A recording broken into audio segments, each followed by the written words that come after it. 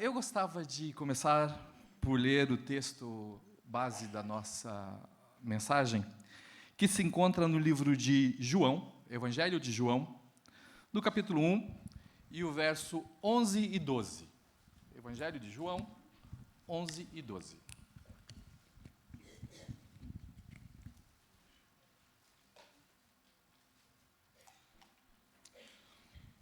Diz assim o texto: Veio para o que era seu, e os seus não o receberam, mas a todos quanto o receberam, deu-lhes o poder de serem feitos filhos de Deus, aos que creem no seu nome. É interessante que, se nós formos pensar, todos nós somos influenciados por outras pessoas, em um momento da nossa vida.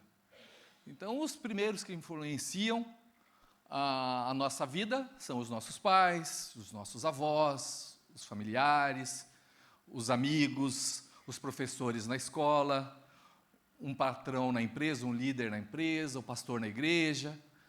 Mas todos somos influenciados de uma maneira ou de outra. Algumas vezes para melhor, mas outras vezes a influência é negativa.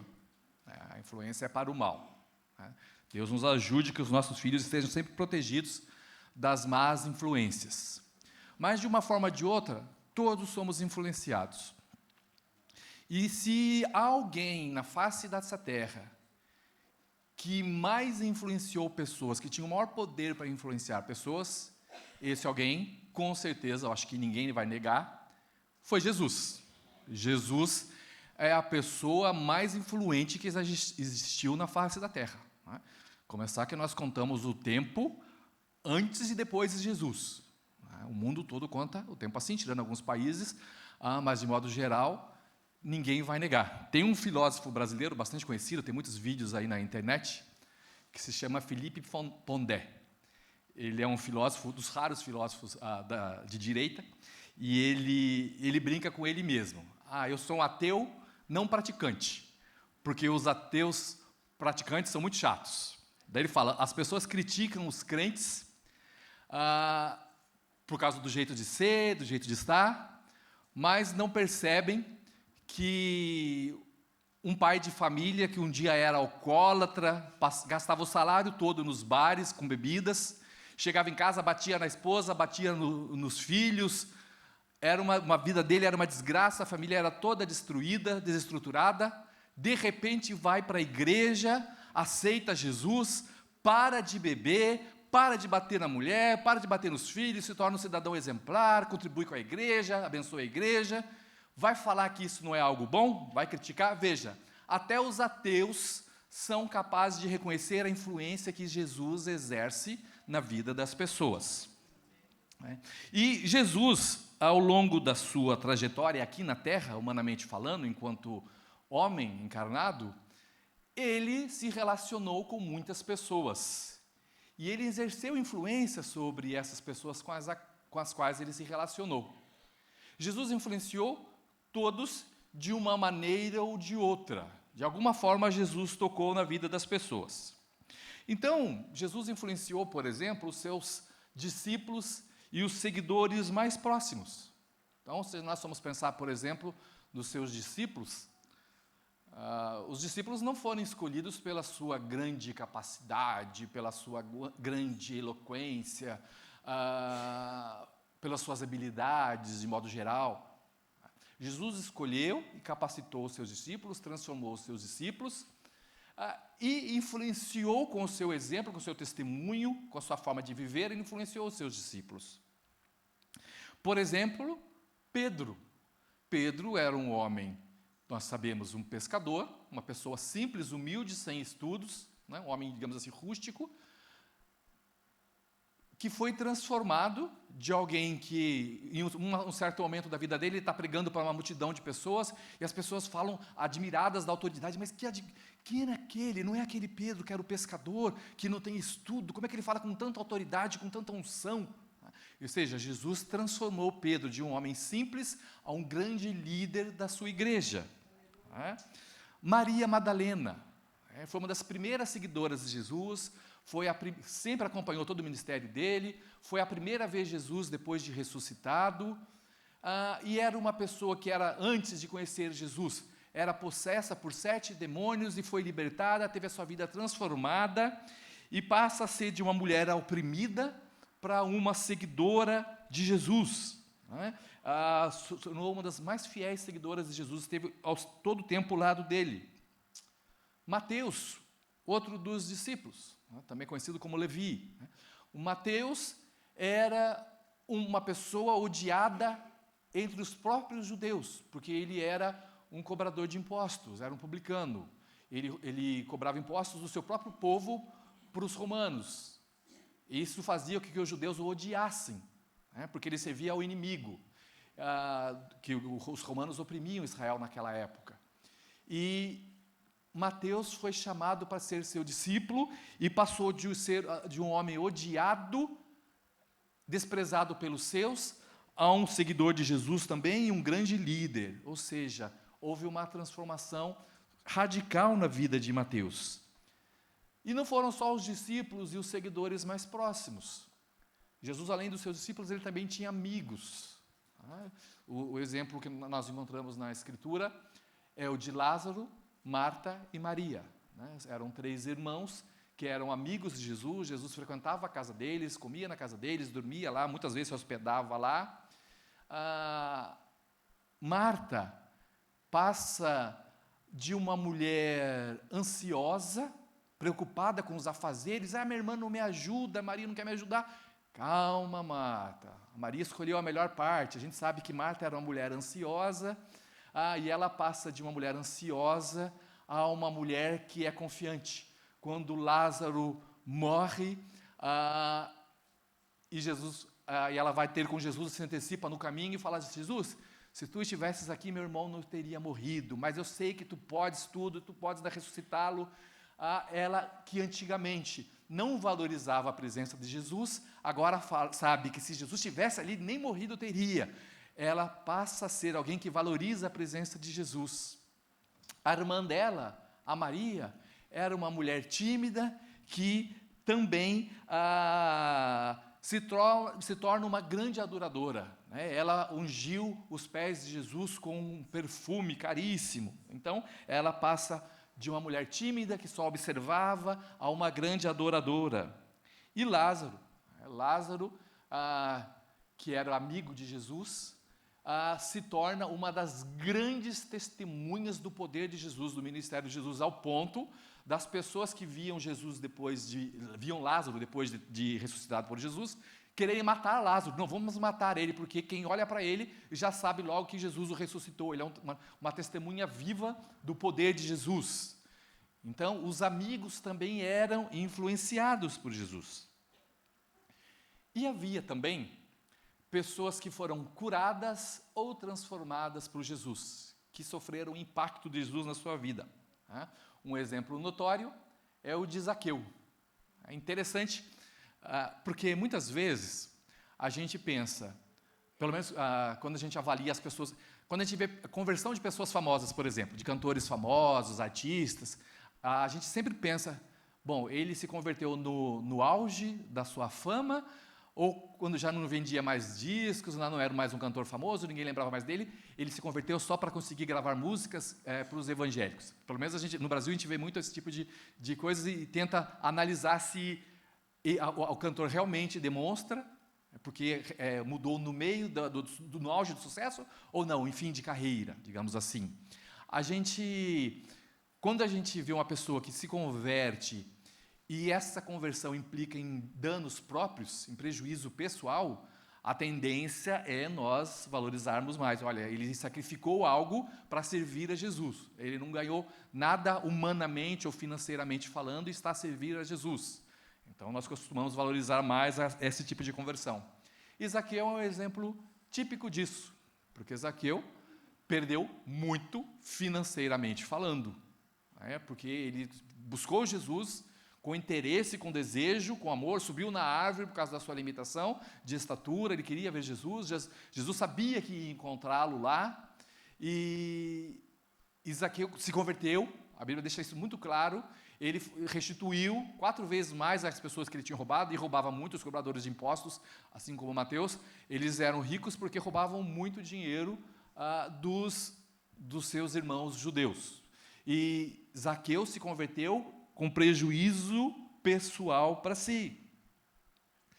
A mulher samaritana, aquela que estava no poço, ela era uma pessoa que tinha uma vida destruída, já tinha tido vários maridos, vivia uma situação ilegal diante da sociedade, era desprezada. Ela tinha que buscar água no poço ao meio-dia, porque ela não podia acompanhar as outras mulheres que iam de manhã buscar a água, quando o sol era mais fresco, porque ela era desprezada até pelas suas conterrâneas samaritanas. E olha que os samaritanos já eram desprezados pelos judeus, né? Então ela é desprezada pelos desprezados. Mas ela tem um encontro com Jesus naquele poço e se torna uma eficientíssima missionária. Foi de imediato, né? A conversão dela foi imediata. Ela sai correndo e vai falar para todos de Samaria: venham ver o homem que disse tudo sobre a minha vida, que sabe sobre tudo de mim. Ele é um profeta, ele é um Messias. E ganhou muita gente em Samaria para Jesus de imediato, né? Hoje a gente vê as pessoas vêm, aceitam Jesus, tem que fazer discipulado, tem que fazer vários cursos de evangelismo com a Rebeca, para poder começar a evangelizar. Ali naquele momento ali, a samaritana já de imediato começou a evangelizar e ganhar almas para Jesus, né? Um exemplo impactante do que Jesus fez na vida dela. Temos também Bartimeu. Bartimeu é aquele cego que ficava à beira do caminho, sem propósito, uma vida humilhada, a mendigar. E quando Jesus passa e Jesus lhe restitui a visão, ele passa de ser alguém que estava à beira do caminho, sem um propósito, alguém que estava no caminho a seguir Jesus. Ele ganhou muito mais do que a visão. A visão para ele foi o de menos. O que ele ganhou foi a salvação da sua alma e um propósito para a sua vida. Então, o que Jesus fez na vida dele foi muito mais do que simplesmente restaurar a visão. Restaurou a dignidade, deu salvação, deu um propósito na vida.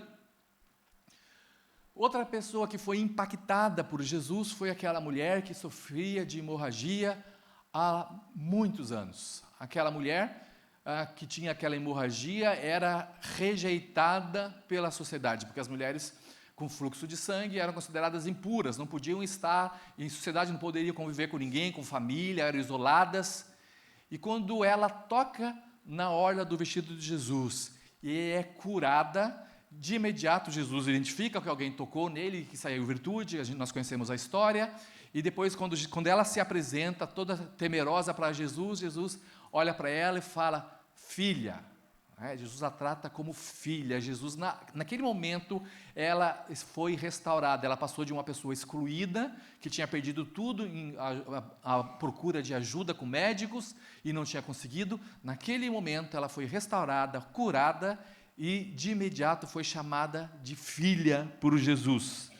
Então, veja, temos muitos exemplos de pessoas influenciadas por Jesus. E não eram só os discípulos, não eram só as pessoas que eram doentes, mas havia também pessoas importantes daquela época, as pessoas proeminentes, autoridades, que foram influenciadas por Jesus.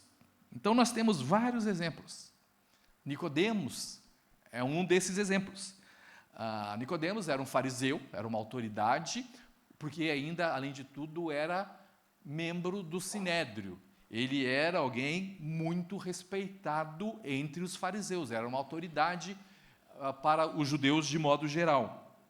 E Nicodemos, diferente dos outros fariseus, ele tinha um coração permeável a Jesus. Ele queria mais, no coração dele ele sabia que existia algo mais do que a lei, não era só a lei de Moisés. Ele acreditava nas profecias do profeta Isaías e sabia que o Messias chegaria, e quando ele viu a Jesus, ele percebeu que estava diante do Messias.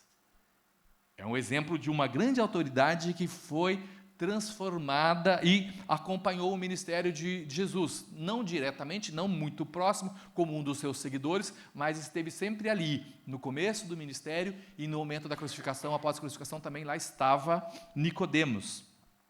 Temos também outro fariseu, né? E olha que para Jesus ter conseguido transformar os fariseus, não era uma tarefa fácil, porque os fariseus se achavam santos demais, bons demais, para precisarem de Jesus. Um quê? Uma pessoa de Nazaré vai poder fazer, o que pode vir de bom de Nazaré? Uma cidadezinha pobre, uma aldeiazinha pequena, sem pessoas cultas, sem pessoas instruídas, e vem alguma coisa boa de Nazaré, é um Messias, né? Mas alguns fariseus conseguiram perceber que Jesus era diferente da maioria dos seus colegas fariseus.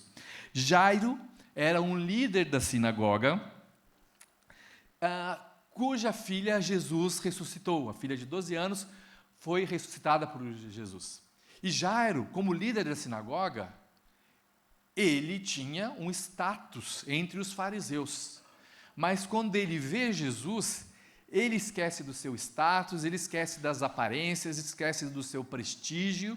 E o que ele faz? A Bíblia diz que ele se prostra diante de Jesus, ou seja, ele se ajoelha e implora que Jesus vá salvar, vá curar a sua filha que está enferma. É um ato de humilhação para ele, é um ato de humildade diante de Jesus, que lhe valeu a cura da sua filha. Foi transformado, ele passa de um líder orgulhoso a alguém que se humilhou aos pés de Jesus. Temos também o centurião romano. Os centuriões eram os militares romanos. No caso do centurião, ele era chefe de 100 homens, por isso a palavra centurião. Então, 100 soldados estavam às suas ordens. E aquele centurião, Jesus testifica sobre ele, que nunca viu tamanha fé, nem mesmo entre os judeus. O que o centurião fez para chamar a atenção de Jesus?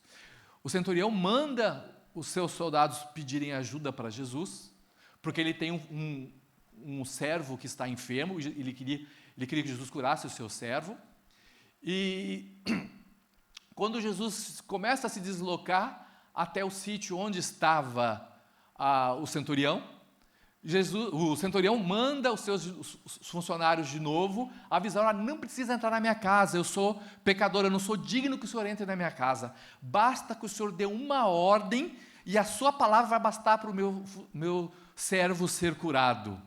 E Jesus, nesse momento, Jesus fica impressionado com a atitude, e hoje nós conhecemos a história dele, por causa da demonstração extrema de confiança que aquele militar demonstrou em Jesus Cristo. Demonstrou confiança, e hoje nós temos o registro histórico dele por causa disso, senão ele nunca teria entrado para a história. Temos também José de Arimateia. José de Arimateia, ele era um agente secreto, ele era um 007. Por quê? Porque ele era membro do Sinédrio, ele era um senador, uma autoridade, e ficava oculto. A Bíblia vai dizer lá que ele era alguém que se mantinha oculto. Mas ele seguia Jesus, amava Jesus, era um homem justo, reto, mas era um 007. Até que, na morte de Jesus, quando os seus discípulos, seus seguidores, estão lá arrasados, pensando que tudo se acabou, ainda não tinham a visão exata de que Jesus iria ressuscitar dentro de alguns dias, e Jesus estava lá na cruz, morto, ninguém sabia o que fazer. Quem resolve se mostrar, quem resolve deixar de ser o 007 e se mostrar diante das autoridades romanas?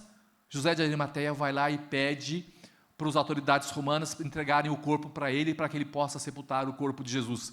No momento mais difícil, ele apareceu e ficou registrado para a história, para cumprir também uma profecia do profeta Isaías, lá do capítulo 53 de Isaías, que fala que Jesus seria sepultado no túmulo de um homem rico.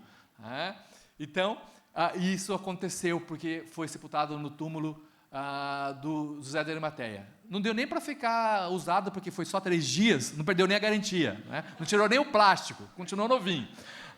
Mas cumpriu a profecia, graças a Deus.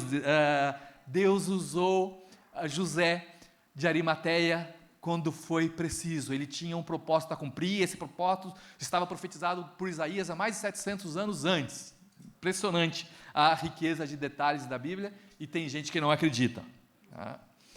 Só que também existem pessoas que foram impactadas para pior. Por quê? Porque Jesus foi uma má influência? Não. Porque elas não queriam viver de acordo com os padrões que Jesus vivia. E Jesus expôs o orgulho, expôs a sua ganância, expôs todos os seus pecados.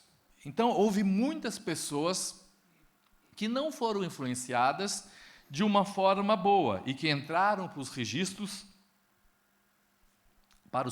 bíblicos de uma forma negativa.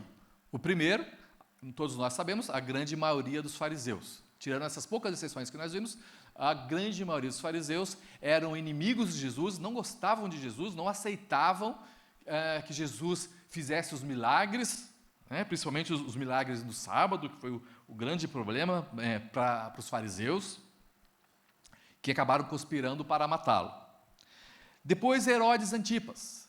Herodes ouvia falar de Jesus e pensava: esse sujeito é um showman, ele faz espetáculos. Ele achava que Jesus seria um mágico, que ia fazer sinais e prodígios para ele apreciar. Ele queria ver um show de Jesus. E quando ele obriga que Jesus seja levado diante dele e começa a interrogar Jesus, e Jesus fica quieto, não diz nada, ele começa a desprezar Jesus e se ira com Jesus, porque Jesus não quis fazer milagres. Ele achava que Jesus ia sujeitar a fazer um espetáculozinho para ele ali. Jesus não estava ali para isso, para impressionar aquele homem. Então, errou. De alguém que estava inicialmente curioso e achava que Jesus era alguém para ser admirado, ele passa a desprezar Jesus, porque Jesus não quis mostrar nenhum sinal para ele. Depois temos Caifás, que também temia perder o seu poder e entrou para a história da forma que entrou, como uma das pessoas envolvidas no processo contra Jesus, o processo ilegal. Temos alguém que teve a chance, estava bem pertinho do caminho certo, aquele jovem rico. Aquele jovem rico estava muito perto, errou o caminho por pouco. Porque quando ele pergunta para Jesus o que ele deveria fazer para herdar a salvação, o Jesus fala algumas coisas, e fala: tudo isso eu tenho feito desde a minha infância. Então você está muito perto, então só falta vender tudo que tem e me seguir. Daí essa parte doeu para ele. Diferente do Zaqueu, diferente do Mateus, que eram pessoas com dinheiro e largaram tudo para seguir Jesus, para ele não foi possível. E é interessante, essa passagem especial é uma passagem que sempre me deixa curioso, né? Parece que Jesus foi tão radical com ele, porque nós sabemos que existe, não há empecilho para as pessoas ricas servirem a Jesus. Existem muitas pessoas que são ricas e podem servir a Jesus, abençoar o reino de Deus. Por que com aquele homem foi diferente? Por que Jesus deixou que para ele a riqueza fosse um problema? Porque Jesus conhece os nossos corações. E Jesus sabia que a confiança dele estava no dinheiro. A pessoa pode ser rica, mas a confiança não pode estar no dinheiro. A confiança tem que estar em Jesus. E Jesus sabia: eu nunca vou ser seu Deus, eu nunca vou ser o seu Messias, enquanto o dinheiro estiver aí. Por isso Jesus exigiu isso dele. E ele não foi capaz de entregar isso para Jesus. Depois temos os vendilhões do templo, aquelas pessoas que montaram as suas banquinhas ao redor do templo e começaram a comercializar, e começaram a transformar a casa de Deus em um lugar que não deveria ser, dar uma finalidade diferente, lugar de exploração, de lucro. Não era esse o objetivo da igreja. Então, foram pessoas que foram influenciadas, mas da forma negativa, foram expostas pelos seus pecados. Depois temos, obviamente, né, o mais óbvio de todos, os demônios, que nunca, como não poderia deixar de ser, nunca gostaram de Jesus, sempre eram expulsos, sempre. Nós conhecemos vários episódios em que Jesus expulsa demônios, né? Um deles, inclusive, em Gadara, quando Jesus vai lá e liberta aquele endemoniado gadareno, e os espíritos, os demônios, eram muitos demônios que possuíam aquele homem, passam para a manada de porcos, e os porcos se lançam ao mar, e depois os criadores de porcos de Gadara vão se queixar e falam: sai daqui que a gente não te quer aqui. Por que aqueles homens não quiseram ser influenciados por Jesus? Porque eles amaram mais ao dinheiro, eles não gostaram do prejuízo financeiro que eles tiveram, e ao invés de ver o poder milagroso que Jesus tinha para expulsar demônios. Então, entre os prodígios e o meu dinheiro, eu fico com o meu dinheiro e os prodígios que vão para lá, que eu não quero saber deles. Tem gente que troca aquilo que é valioso por aquilo que é efêmero, aquilo que é passageiro. Mas é interessante que nós falamos de pessoas que foram influenciadas para o bem ou para o mal. Agora, por incrível que pareça, mesmo Jesus tendo sido e sendo ainda hoje a pessoa que mais influencia a humanidade, que mais influencia os homens, há casos de pessoas que não se deixam influenciar por Jesus, mesmo estando num relacionamento com Ele há muito tempo. Quantos de nós não conhecemos pessoas que vêm à igreja há tantos anos, mas que parece que são blindados, são impermeáveis, o coração nunca é tocado por Jesus? Um exemplo que a gente vê na Bíblia, e que é o mais notório, é o de Judas. Pensa na situação de Judas. Como deveria ser Judas? Conviveu intimamente com Jesus, estava ali, era um dos 12, seguia Jesus para todo lado, via Jesus fazendo grandes milagres e prodígios, ouvia os ensinamentos de Jesus, via que os seus colegas todos, quando foram enviados por Jesus de 2 em 2, foram e realizaram milagres. A Bíblia não diz, mas será que Judas foi uma dessas pessoas que conseguiu realizar os milagres que Jesus disse que os discípulos fariam? A Bíblia não fala nada disso, não sei. Mas veja que coisa interessante, como é possível alguém conseguir conviver com Jesus e não ser transformado? Bom, há alguns motivos, né? Judas é um dos personagens mais controversos da Bíblia, muito se fala sobre ele. Talvez há algumas razões que as pessoas usam para explicar o comportamento de Judas. O fato de Judas ter traído Jesus, vendido Jesus por 30 moedas de prata, é porque Judas, talvez, as pessoas especulam que talvez Judas pensasse que ao fazer isso, ele estaria forçando Jesus a se revelar como o Messias, porque na cabeça de muitos, inclusive dos discípulos, todos eles achavam que quando Jesus se identificava como Messias, muitos achavam que o papel do Messias era libertar os judeus do poder do Império Romano, porque eles eram colonizados pelos romanos. Então muitos especulam que Judas queria, quando vendeu Jesus, que ele achava que quando chegasse na cruz, ele ia mandar descer anjo do céu e matar, cair fogo do céu e matar todos os romanos. Então alguns especulam que aconteceria isso, e quando não aconteceu, quando Jesus morre, daí Judas percebe o seu erro, vai lá e se mata. Mas eu acho que é mais do que isso.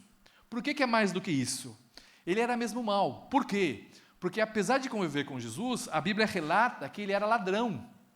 Ele era o tesoureiro do ministério de Jesus e ele roubava o dinheiro das ofertas. Então, veja, não é só porque ele esperava que Jesus fosse fazer alguma coisa contra se revelar como Messias na cruz. Ele era mesmo mau, porque senão ele não roubaria. Ele vendo a forma que Jesus fazia o ministério, Jesus não ganhava dinheiro com o seu ministério. Jesus, quando fala para os seus discípulos, vocês vão de 2 em 2, mas não levem bolsa, não aceitem ofertas, não aceitem nada, levem só a roupa do corpo, não levem nem uma segunda muda de roupa. Judas sabia que Jesus exigia um padrão de desapego para fazer a obra dele, que não era por dinheiro que fazia. E mesmo assim, a Bíblia, inclusive quando é oferecido, aquela mulher oferece o sacrifício com perfume aos pés de Jesus, ele fala lá, por que ela não vendeu isso e deu aos pobres? E a Bíblia mesmo diz, não era com os pobres que ele estava preocupado, ele queria pegar o dinheiro para ele. Os pobres é só um pretexto. Então veja, Judas sempre foi alguém mau, Judas sempre teve uma natureza diferente. Agora, como é possível alguém conseguir conviver com Jesus durante tanto tempo, ver tantas coisas e não se deixar influenciar? Incrível, porque não foi só Judas, né? Hoje em dia, há muitas pessoas que ainda continuam na igreja há anos e anos, que nunca tiveram uma experiência real com Jesus, nunca se renderam efetivamente para Jesus. Então, não quer dizer, o fato de você ter 30 anos de membro, 40 anos, 50 anos de membro, não garante a salvação. A pessoa pode aceitar Jesus no último instante da sua vida, no seu último suspiro de vida e ser salva. Mas pode também viver 50 anos batendo cartão, batendo ponto na igreja, picando ponto e não ser salvo, porque nunca foi influenciado por Jesus, nunca aceitou, nunca se rendeu à influência de Jesus. E Deus nos ajude que nós não perdamos a nossa salvação e não perdamos o melhor da vida, porque a melhor coisa que nós podemos ter nessa vida é andar com Jesus. Moisés sabia muito bem disso. A presença de Deus é algo importante. Quando Deus fala para Moisés, olha Moisés, você vai com o povo, eu vou mandar um anjo no meu lugar, porque eu não aguento mais esse povo aí não. Moisés, não, de jeito nenhum, não aceito. Ou o senhor vai com a gente, ou não me faça ir, não sai daqui se o senhor não for, não aceito o anjo. Não foi um anjo que foi me chamar para esse ministério, não foi um anjo que foi me chamar para liderar esse povo, o senhor vai com a gente, o senhor vai ter que aguentar a gente, mas eu não quero a presença de anjo, eu quero que o senhor vá com a gente. E saber isso, reconhecer a importância da presença de Deus na nossa vida, é algo fundamental, porque é o melhor da vida. O melhor da vida que nós temos é Jesus, gente. Nós não somos ricos aqui, a maioria de nós não é rico, a maioria de nós aqui não é famoso, tem gente que nesse mundo vive muito melhor, humanamente falando, do que nós. Então, o que nos faz ser melhor que os outros? É a presença de Jesus que existe em nossa vida. É saber que o Espírito Santo habita em nós, e apesar de todas as nossas limitações, Ele nos dá a sua graça, Ele nos dá força, nos dá vitória, é isso que importa. E nós temos que valorizar essa presença de Deus mais do que tudo, e temos que querer a cada dia ser influenciados por essa presença de Deus, temos que desejar isso, porque isso é que vai fazer a diferença, tanto na nossa vida aqui terrena, como depois na vida eterna. É o bem mais precioso. Há pessoas que descreveram muito bem isso, né? Davi, como poeta que era, sendo um homem rico, poderoso, influente, com muitos talentos, muitos bens, muitas mulheres, muitos filhos, muito tudo. O que Davi dizia? Não tenho nenhum outro bem além de ti. Ele estava a mentir quando ele dizia isso? Não, ele estava dizendo a verdade, porque ele considerava que tudo que ele tinha não era nada, era absolutamente irrelevante, porque aquilo que ele valorizava era a presença de Deus.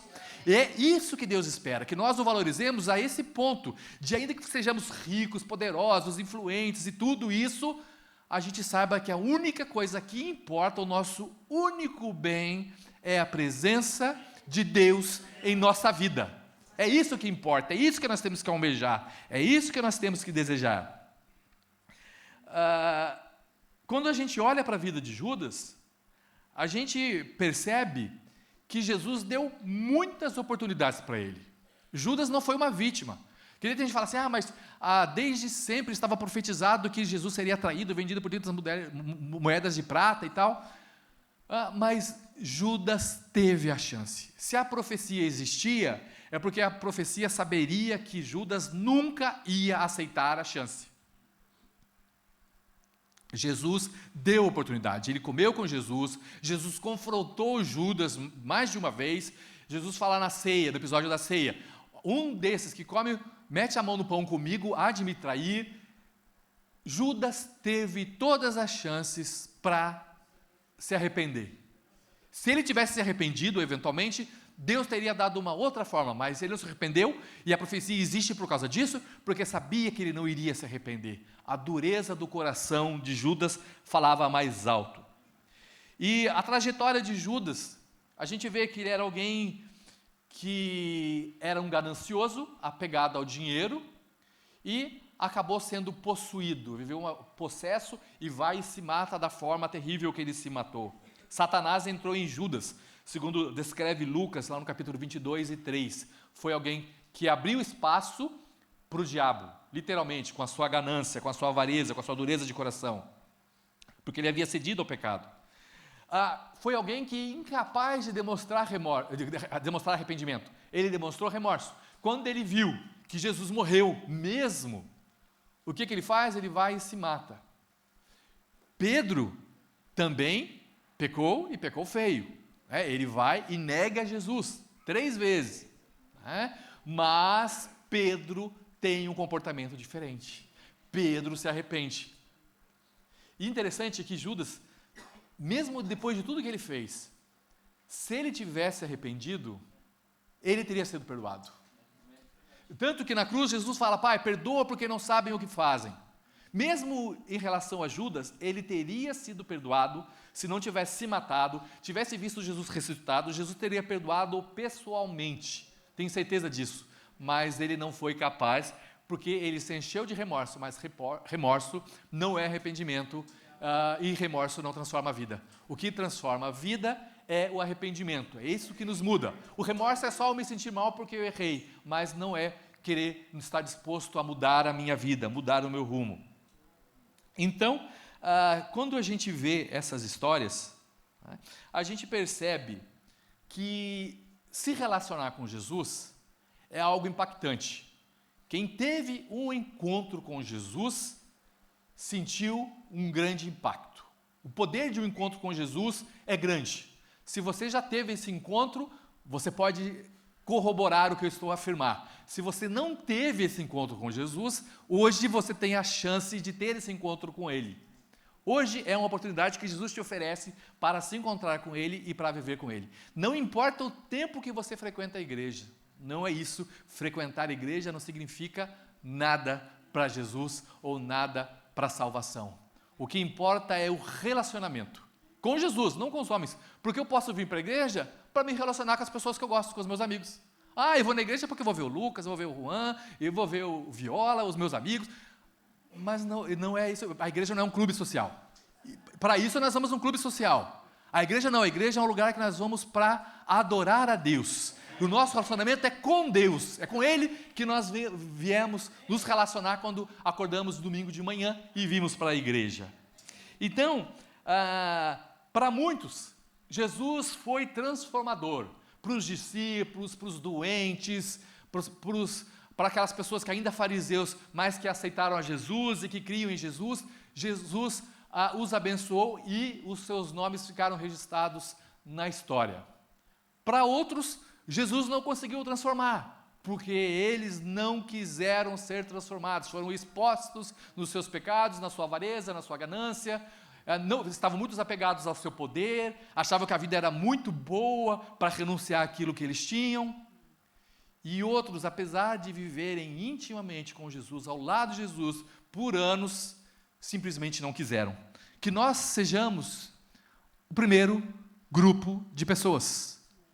Que nós possamos estar nesse primeiro grupo de pessoas que foram impactados, que foram transformados, que foram influenciados por Jesus, que tivemos o nosso coração amaciado, restaurado.